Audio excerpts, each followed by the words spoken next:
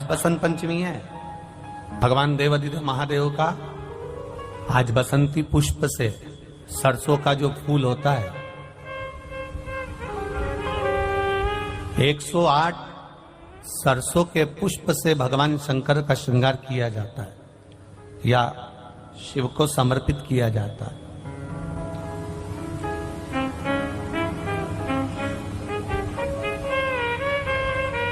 अगर डॉक्टर बोल भी देता है कि ऐसा लग रहा है कि कोई बड़ी बीमारी आने वाली है, शरीर में कोई ऐसा रोग आने वाला है कि ये बहुत बड़ा रहेगा, हम उनको हमेशा कहते आए हैं कि प्रयास करना कि बसंत पंचमी के दिन सरसों के फूल 108 शंकर भगवान को चढ़ जाएं, उसके बाद जांच करवाना प्रारंभ करो, बड़ी बीमारी नहीं आएगी, बाबा उसको टाल ही देगा। उसका नाम महामृत्युंजय है, उसका नाम ही महामृत्युंजय। और हमने पहले भी बैतूल की कथा में कहा था कि सरसों का जो पुष्प होता है, कोई आप कार्य करने के लिए जा रहे हो, कोई ठेकेदारी करने के लिए जा रहे हो, उसमें भी सरसों का पुष्प देवाधिदेव महादेव के लिए बहुत प्रबल होता है, बहुत प्रबल। जी का एक नाम शारदा है, क्या नाम है? जम के बोलिए जरा। शारदा। ये शारदा नाम कहां से पड़ गया? सरस्वती माता को शारदा नाम किसने दिया था? भाई नामकरण होता है तो हमारे यहाँ तो आज भी नियम है हमारा, ये बुआ कोई नाम बताती है, मामा जी कोई नाम बताते हैं और दादाजी कुछ बोलते हैं, कोई बोलेगा टिक्कू, कोई बोलेगा पिक्कू, कोई बोलेगा कुछ, सबके नाम अपने अपने रहते हैं, कोई प्रेम से क्या बोलता है। तो सरस्वती का शारदा नाम किसने प्रदान किया था? माता सरस्वती को शारदा संबोधन किसने दिया था?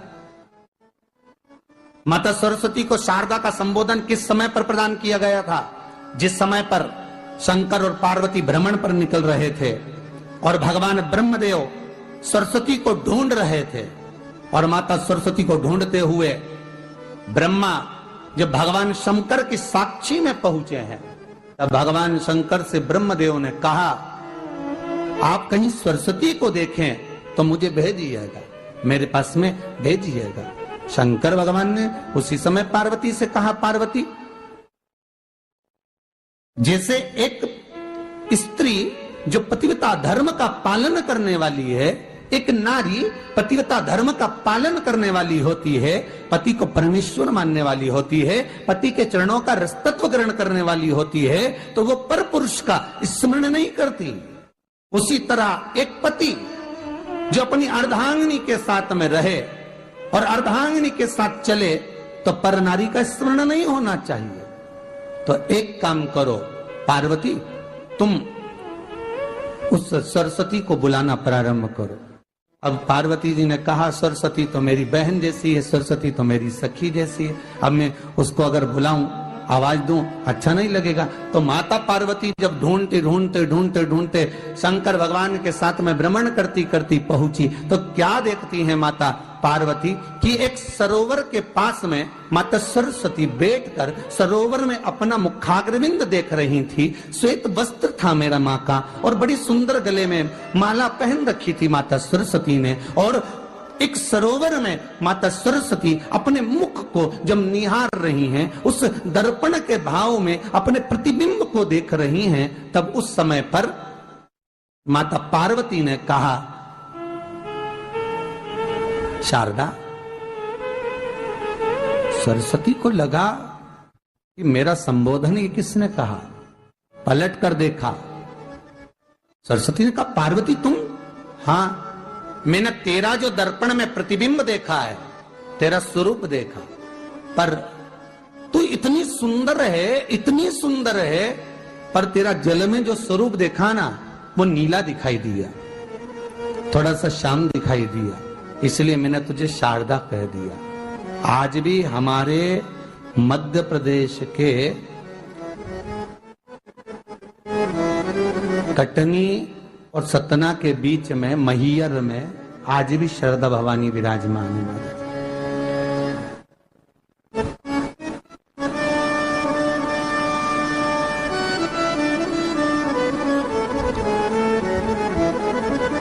धार जिले में जाएंगे तो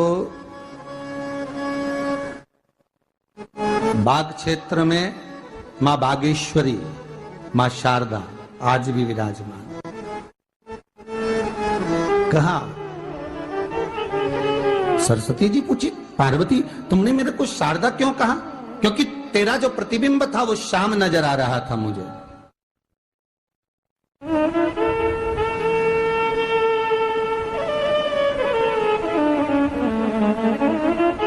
उस प्रतिबिंब को देखकर मैंने तुझे शारदा का संबोधन दिया।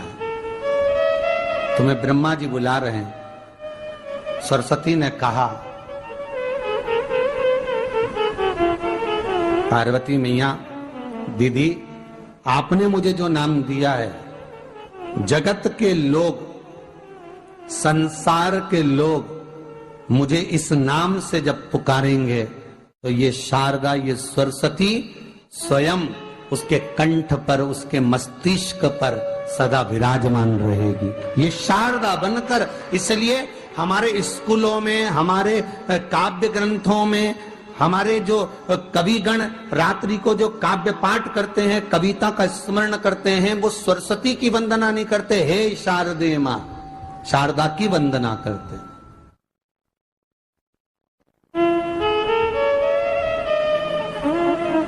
कभी आपसे कोई पूछ ले कि शारदा नाम पार्वती सरस्वती का कब पड़ा, तो आप बता सकते हैं कि ये माता शारदा नाम कोई सहज नहीं है। मां ढूंढने के लिए जब निकली, ब्रह्मदेव के कहने पर भगवान शिव के साथ भ्रमण करती। नाम का उच्चारण कोई सहज नहीं होता। कोई देखता होगा, दादाजी ने अगर किसी का नाम कुछ रखा है तो कुछ सोच के रखा होगा, पिताजी ने अगर कुछ रखा है तो उसके मन में कुछ आया होगा तो रखा होगा, मम्मी ने अगर कोई नाम रखा है तो उसने कोई विचार कर कर रखा होगा। कोई नाम अगर किसी का रखा जाता है तो उसके अनुकूल रखा जाता है कि हो सकता है कि वो नाम की क्या उसके मन में चल रहा होगा।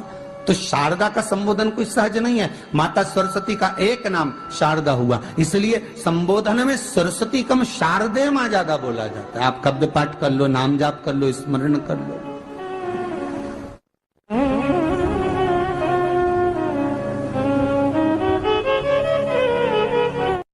हम बच्चों से कहना चाहेंगे, छोटे छोटे बच्चों से, आप माता सरस्वती की आराधना करा करो। मेरे बच्चों से निवेदन है, कभी जिंदगी में अगर मौका मिल जाए और सरसों के फूल यदि आपके जीवन में आपको कहीं से प्राप्त हो जाए, सरसों के फूल जानते हो ना, पीला कलर का होता है सरसों का फूल, आप प्रयास करो सरसों का फूल। जिस दिन माता सरस्वती का, मेरी बागेश्वरी का जिस दिन प्रागट्य उत्सव हो बसंत पंचमी का, उस समय पर माता सरस्वती का स्मरण कर कर वो सरसों का फूल आप देव अधिदेव महादेव को चढ़ाइए। जैसे माता सरस्वती को ज्ञान दिया था, वैसा मेरा महादेव आपको भी ज्ञान दे। वो सरसों का फूल आप देव अधिदेव महादेव को समर्पित। कई जगह पर आम के जो झूमर होते हैं वो, कई जगह पर सरसों का पुष्प, सरसों का फूल वैसे शिव महापुराण के अनुसार अगर अपन देखें तो बड़े रोग में भी कारगर होता है। जिसको कैंसर जैसा रोग हो जाता है या किडनी लीवर जिसका डैमेज हो जाता है, इसके लिए हमने पहले भी कथाओं में वर्णन किया है। बसंत पंचमी का दिन, महाराज सरस्वती का दिन, जिस दिन जो बच्चा पढ़ने में कमजोर होता है उसके हाथ से बसंत पंचमी के दिन सरसों के 31 फूल शंकर जी को चढ़ा दिए जाते हैं तो बच्चा पढ़ने में अव्वल निकल जाता है। उसके बच्चे को कभी नहीं कह सकते कि पढ़ने बैठ, वो खुद बैठेगा। केवल आज बसंत पंचमी का दिन, एक ही दिन चढ़ता है, और बाकी के सरसों के फूल आपको मालूम है कि रोग मुक्ति के लिए तो होते ही हैं। ये तो आपको पहले भी वर्णन किया महाराज कि जब कोई एकदम रोग आ जाए और डॉक्टर एकदम बोल दे कि ये रोग भारी आ गया है और इसकी जांचें जाएंगी और फिर ये कुछ भी हो सकता है, तो क्या करा जाता था कि 108 सरसों के फूल लाकर तुरंत शंकर भगवान को चढ़ाए जाते थे महाराज। तो चढ़ाने के बाद में रिपोर्ट अच्छी आती है। ऐसा नियम है। कहीं ठेका, कोई ठेकेदारी करते हैं ना, जो ठेका भरते हैं कि भाई मेरा टेंडर आना चाहिए, मेरा ये काम होना चाहिए, मेरी मल्टी बनना चाहिए, या मेरा ये काम के लिए जा रहा हूं, ये काम फतेह होना चाहिए, उसके सबके हाथ पैर जोड़ने से अच्छा है एक काम करो, बस 108 सरसों के फूल उठाओ, शंकर जी का उद्धतेश्वर महादेव का नाम लिखो और छोड़ दो, शिव जी के ऊपर एक एक कर कर चढ़ा दो, वो ठेका तुम्हें ही मिलेगा, वो काम तुम्हारे पास ही आएगा। बस केवल अवधूतेश्वर अर्थात ये जो क्रम है, ये वो क्रम तो 108 सरसों के फूल का आप कभी भी कर सकते हो, पर जो ये बच्चों के लिए किया जाता है वो केवल बसंत पंचमी के दिन ही होता है। शिव को प्रिय है पुष्प में आक का पुष्प, जो आंकड़े का पुष्प होता है शंकर को बड़ा प्रिय है। और दूसरे नंबर पर शंकर को प्रिय है शमी का पुष्प, बहुत ध्यान देना महाराज। तीसरे नंबर पर शंकर को प्रिय है महाराज सरसों का पुष्प। सरसों होती है ना, जो राई अपन बोते हैं, सरसों बोते हैं, उसमें पीले कलर का जो पुष्प लगता है। हमारा तो निवेदन रहता है जब तक सरसों आए तो प्रयास करा करो कि सरसों के 108 पुष्प शंकर भगवान पर चढ़ाना प्रारंभ कर दो। महाराज ये पक्का है कि वर्ष भर कोई बड़ी बीमारी आपको घेर नहीं सकती अगर सरसों के फूल शिव को चढ़ रहे हैं तो।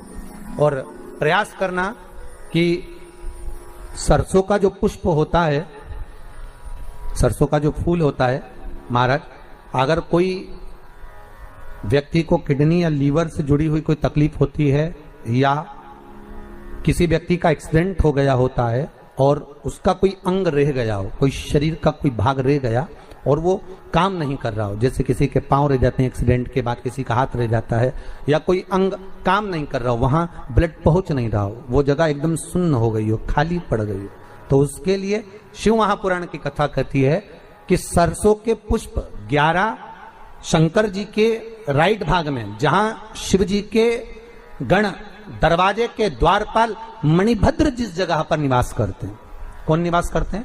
मणिभद्र। शंकर जी के दरवाजे के द्वारपाल हैं मणिभद्र जी, तो मणिभद्र दरवाजे के द्वारपाल में राइट भाग में मणिभद्र जी विराजते हैं। मतलब राइट भाग कौन सा हुआ?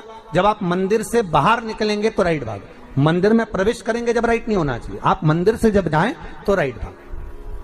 मतलब आप मंदिर से राइट से जाएंगे तो शंकर जी का भी राइट हो जाएगा, क्योंकि शिव जी ऐसे बैठे हैं तो शंकर जी का भी राइट हो गया, देवता उनका भी राइट हो गया, तो राइट भाग सीधा हाथ मणिभद्र जी का स्थान। 11 सरसों के पुष्प मणिभद्र के उस द्वार पर आप रख दीजिए और मणिभद्र के द्वार पर रखकर अंदर जाकर 108 वापिस जब आप बाहर निकल रहे हैं, ये पुष्प आप रखने के बाद एक बार बाहर जाएंगे फिर वापिस आएंगे मणिभद्र के रखने के बाद, और अंदर जाकर 108 सरसों के पुष्प शंकर को समर्पित करेंगे महाराज। उस सरसों के पुष्प जो शिव जी को आप समर्पित कर रहे हैं उसको वापिस लेकर आएंगे, श्री शिवाय नमस्तुभ्यम बोलकर उस सरसों के पुष्प को महाराज सरसों के तेल की बोतल में उसको प्रदोष काल में उस तेल को वापस ले जाकर चढ़ा दीजिए शिव जी को, उसको वापस लेकर आ जाइए। उस तेल का प्रयोग आप नाभि में डालिए और जो शरीर काम नहीं कर रहा उस स्थान पर कम से कम 15 दिन 20 दिन तक उसकी मालिश करना प्रारंभ करिए। बाबा चाहेगा तो चलाने का प्रयास कर देगा और वो अंग वो शरीर काम करने लगेगा। मणिभद्र का स्मरण, श्री शिवाय नमस्तुभ्यम, सब बोलिए एक बार जमकर, श्री, अरे पहले बोल दिया, हमारे साथ तो बोलो, श्री शिवाय नमस्तुभ्यम।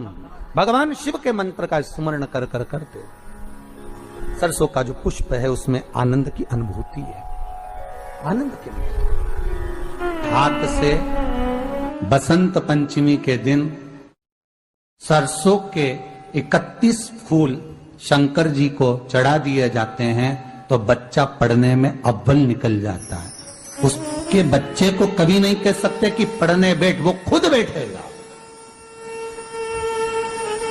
केवल आज बसंत पंचमी का दिन, एक ही दिन चढ़ता है, और बाकी के सरसों के फूल आपको मालूम है कि रोग मुक्ति के लिए तो होते ही हैं। ये तो आपको पहले भी वर्णन किया महाराज कि जब कोई एकदम रोग आ जाए और डॉक्टर एकदम बोल दे कि ये रोग भारी आ गया है और इसकी जांचें जाएंगी और फिर ये कुछ भी हो सकता है, तो क्या करा जाता था कि 108 सरसों के फूल लाकर तुरंत शंकर भगवान को चढ़ाए जाते थे महाराज।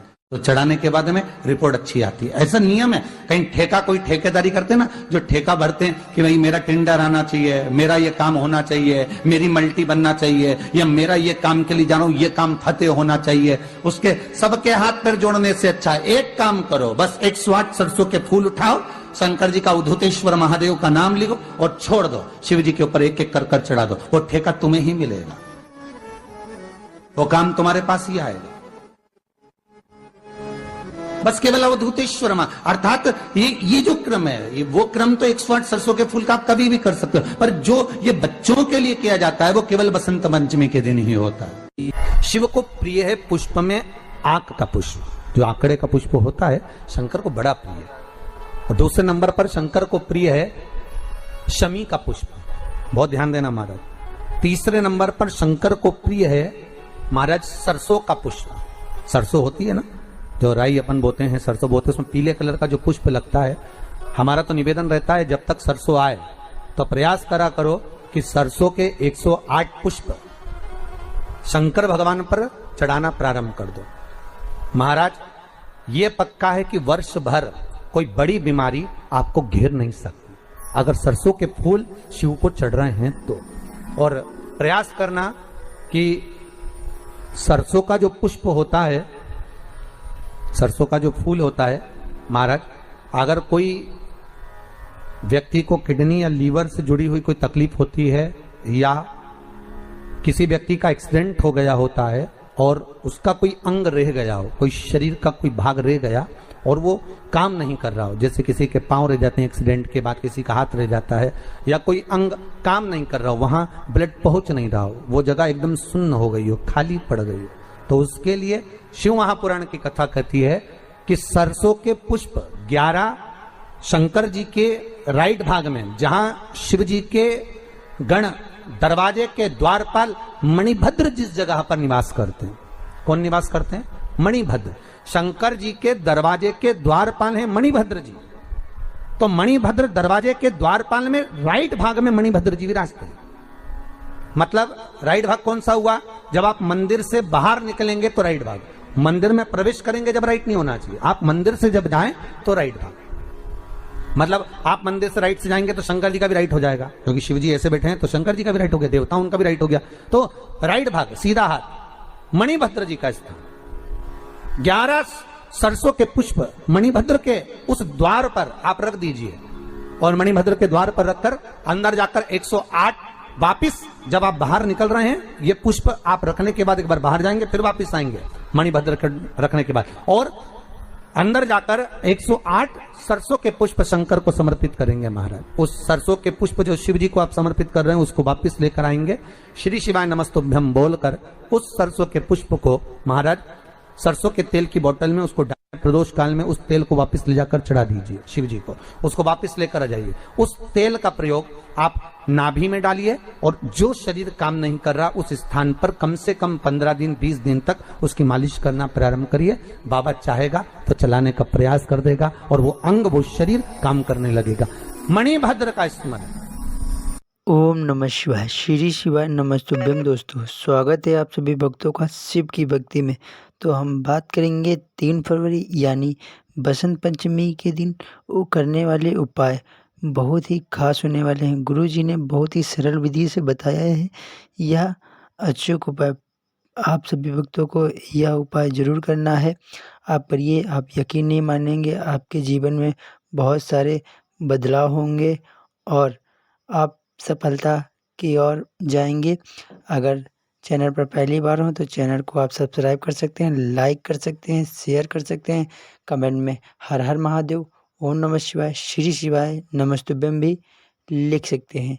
गुरु जी कहते हैं श्री शिवाय नमस्तुभ्यम बोलने से या लिखने से हमारे जीवन के दुख दर्द दूर होते हैं। आप सभी वक्त हर हर महादेव, ओम नमः शिवाय, श्री शिवाय नमस्तुभ्यम जरूर लिखिए। हर हर महादेव, ओम नमः शिवाय, श्री शिवाय नमस्तुभ्यम।